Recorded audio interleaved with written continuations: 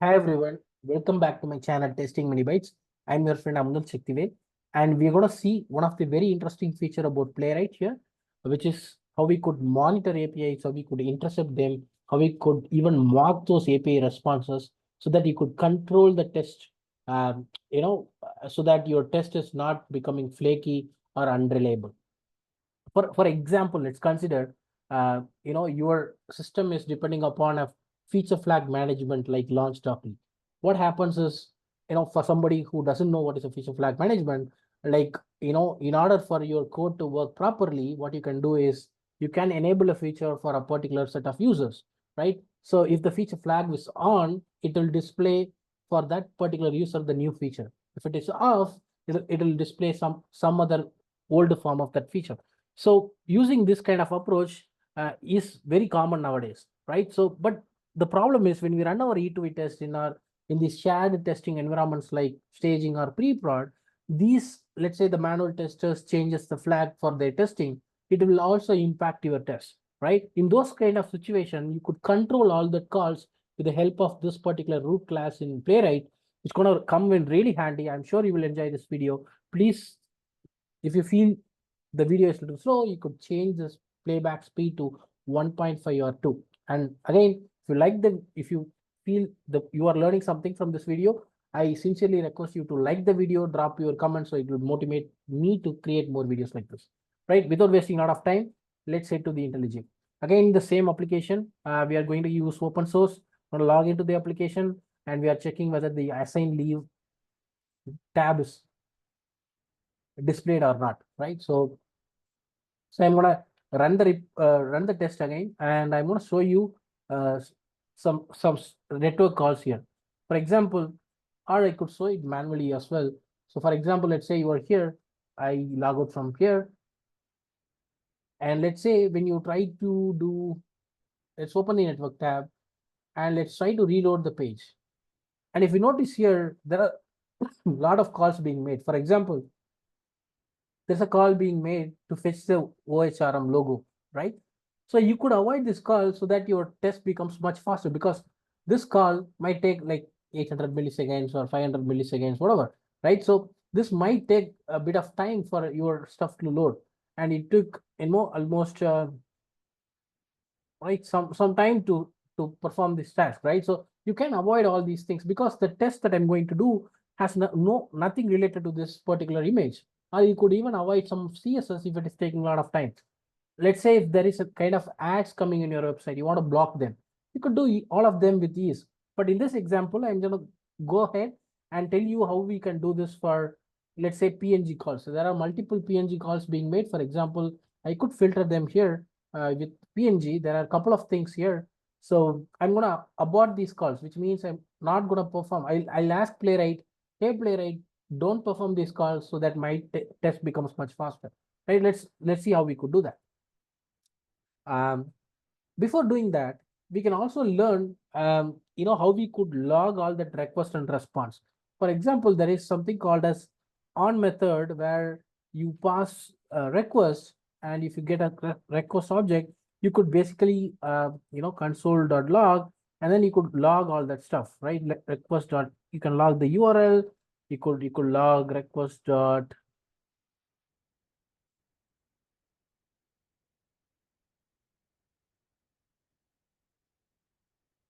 request dot, you could also add headers.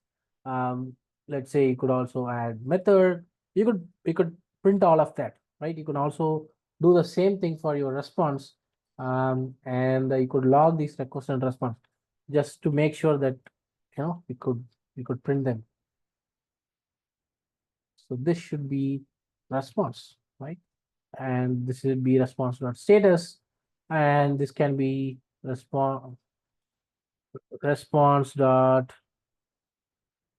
let's say, body, right? You could print all of that, right? So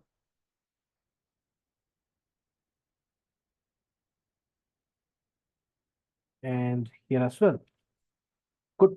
Now what it does is it prints all the request and response. Let's see if the request and response that we are interested is getting printed or not. So using this, page.on, you could monitor all these requests, like what is being sent, what is being received, and all that. So now what it says is it cannot find a body. So what I can do for now, I can remove it because not all requests will have a body in the response. So I could just rerun it again.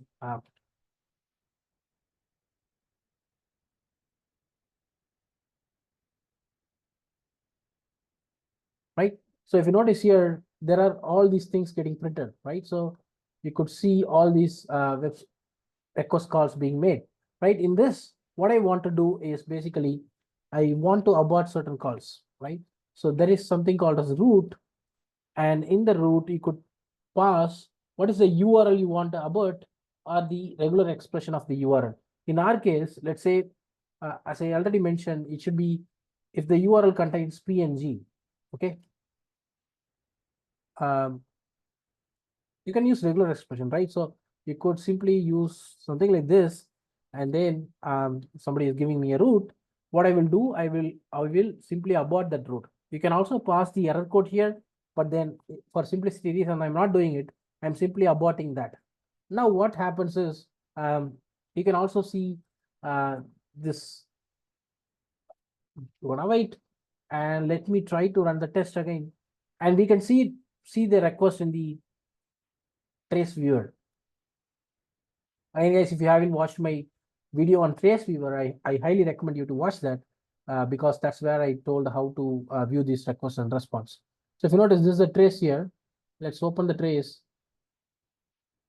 and you could see there are a couple of calls that are getting aborted here. If you notice, the get calls on these PNG endpoints containing the PNG endpoints having duration of -1 milliseconds because they got aborted, right?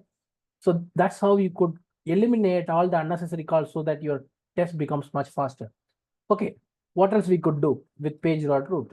Again, you can also do the similar thing to log the request with the help of page.root as well. How we could do that? For example, let's say I want to add additional header to it, right? So for example, all these calls, so whatever the calls that I'm doing, I want to add an additional header. Let's say this can be your authorization token, or this can be something like your to check in Datadog whether this particular request is caused due to automation or manual testing. So something like that. So what I'm going to do is um, */*, which means any request, right? And if you have something like that, what you can do is you can do root dot. So there is a continue method. So what this continue method will do, if I don't pass anything, it just whatever the method, whatever the request that is happening, it doesn't do anything. It just simply executes it. But you have an option now to customize what you can pass to this continue method. For example, let's say for all the for all the requests, I want to add an additional header. Okay, let's say I can do something like this. So const headers, okay, and here what I can do is I destructure so the root dot request dot headers. So this will give me all the headers present already in the request. And apart from that, I want to extra add, let's say, a test header. This is an extra header that I want to add, and with the value of test value. So now if I run this test after passing headers here, now all the requests that are sent from this particular test will have the test header with the test value in it. So this can be really helpful. Let's say if you want to add custom headers to your automated test. But then you could do it for anything, like you could customize your request bodies, you could customize whatever you want, right? So if you go to any request now, you can go to any request and you could see an extra test header and test value, right? This is the use of this. For example, instead of page.on, you could also use this page.root to log that information. For example, console.log, and you could log the same information here, root.request. Method, comma root dot request dot URL. So you could do all the stuff, um, and then you can do this. What it does is, for all the requests, it will simply route the request method and the request URL, and then continue with performing the same whatever the operation it used to do. So you could do that using root.continue. But apart from this, there is also a way that you could mark a certain response.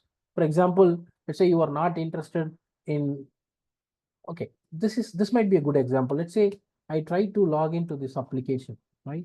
And let's clear all the requests.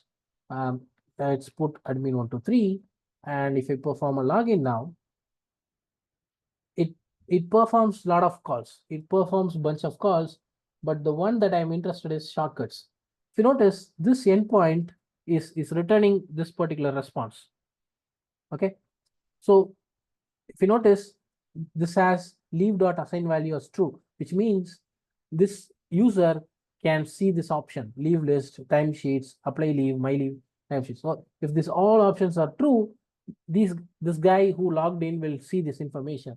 Let's say you want to mark this. Let's say this endpoint is having a problem and you want to mark this because let's say this backend microservice is having a problem. You don't want to rely upon it, or it's always flaky, or that particular team is always changing the value. So you do not want them, that to be controlled by them. And what you can do is you can simply copy this all the stuff, and you can simply say, first you can copy the endpoint. So this is the endpoint. So what I can say is await page.root, and you could say, so it can be any, it can start with anything, but it should end with this particular endpoint. If that is the case, what I want to do is I can simply do root.fulfill. So I want to fulfill that particular request with status of 200 and the JSON body. Let's say this is the JSON body that we got from here. So I copy this and I paste it here. And instead of this assign value as true, I'm going to do it as false. That's why we will know whether this is marked value or it is coming from the server. So now I will keep it as false so that when we log in, this assign leave should not be displayed. So I'm going to go here and then check not to be visible, right? So that we know this is not available in the screen, right? Let's not do any of these, right? And yeah, so let's remove all that.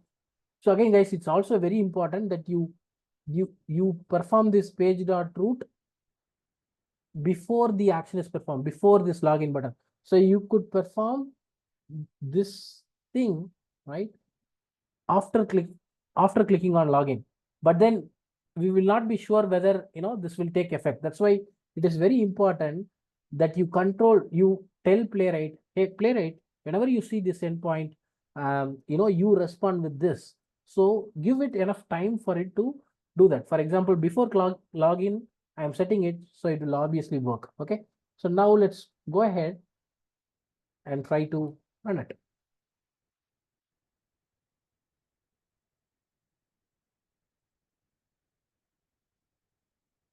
Yeah, it passed, but we want to see the report and understand what's happening. So let's go to the trace viewer, and if you notice here, let's say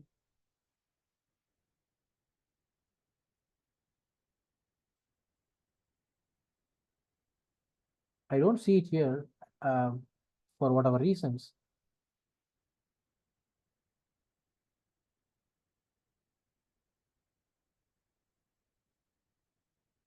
There is one thing if Playwright has to do is creating a filter here so that I could directly filter by that. Then let's filter by this.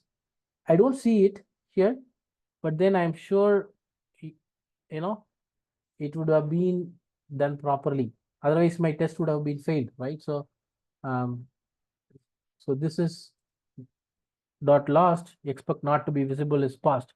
which means it's not actually present in the screen. So let's say we can also verify if this leave.leave list is true, something like that. Okay. Let's make it to fail. So let's say I say this to be visible, and this time it should fail. Right.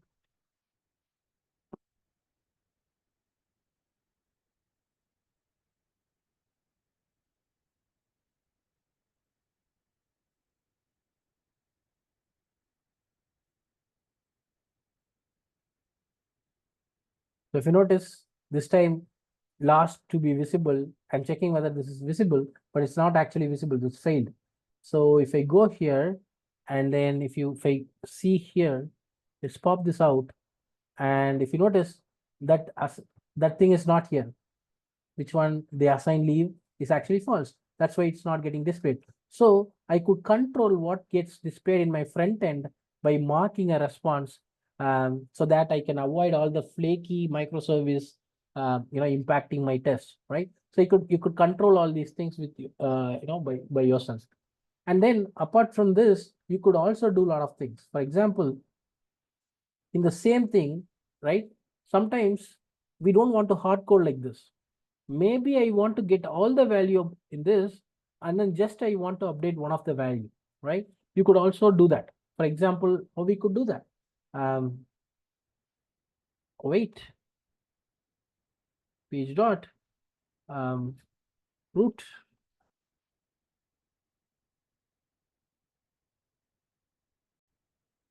So what I can do is I will comment out this particular stuff, and right, and whenever there is this particular request,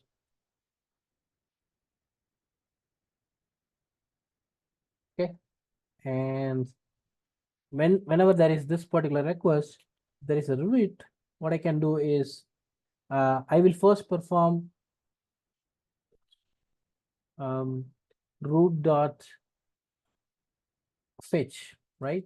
So what it does is it will basically fetch the request. Okay, instead of fulfilling it, it will basically fetch the request, right?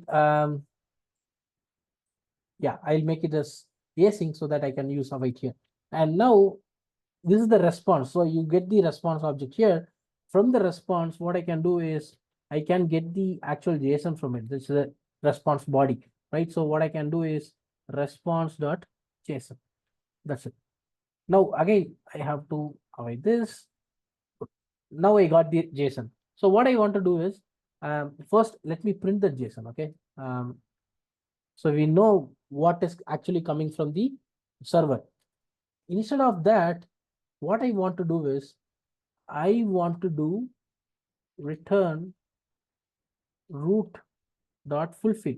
I want to fulfill this particular request, okay, with status of 200. That's fine, but the JSON, right? The JSON should be, let's say, JSON of JSON. So if this is the JSON data, yeah. So what I can do is data of, I can set time dot my sheet. Okay, I just want to update this particular thing as false, but all other thing remains same. Okay, that's good.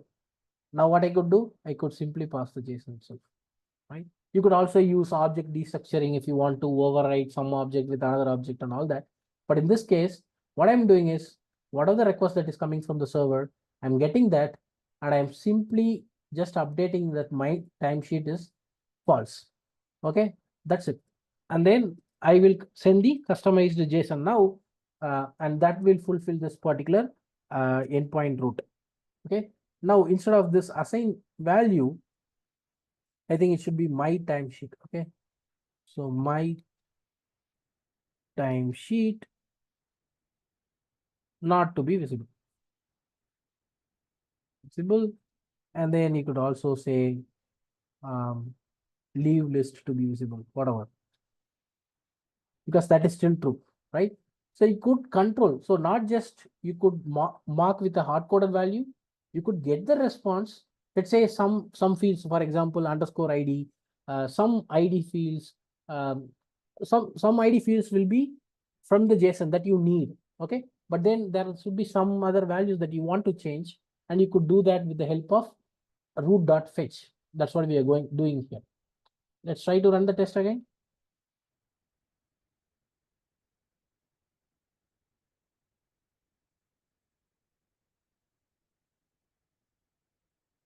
So yeah, the test have passed. You could also open the report, and we could also see what's happening.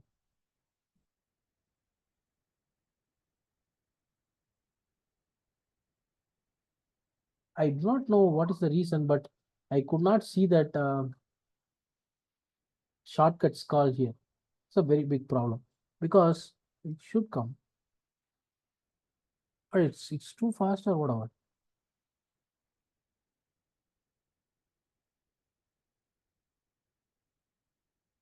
So not to be visible. Let's say I also tell this my timesheet to be visible. I do not know why this is not. So this should pass. Leave list should be visible, and this should fail here. Let's run it. My bad.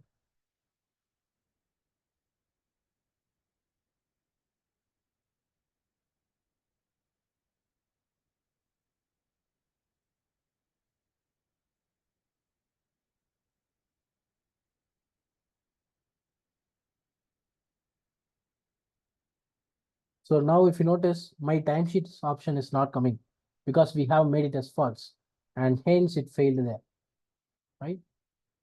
And that's exactly what we want. And you could pop this out in a separate window and see here, assign leave is there, leave list is there, but this option is not being displayed. I do not know why the trace viewer is not showing that. Uh, mm, Validate. Okay, shortcuts. It should be there. It should be after I click on this in here.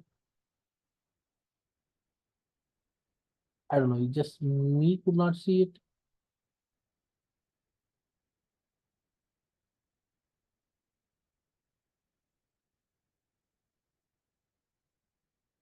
Okay. For some reasons I could not see it, but yeah, it's here. It's just not visible to my eyes. So for example, this is the body that it received, but then you can also see it here. That's the body that we have received, and I'm just customizing them, right? Because we fetch the response, change the response according to our needs, and then we will ask Playwright to fulfill that for us. So that's all about it. So you could also play around with page dot root. You could try playing around with it. Again, you can also use unroot, root from HR. We will cover that in a separate video, but then you could do all of this with the help of page dot root. I hope you will find this video useful. I'll see you guys in another great video. Until then, Tata, bye bye from Mugdan. Bye bye, guys.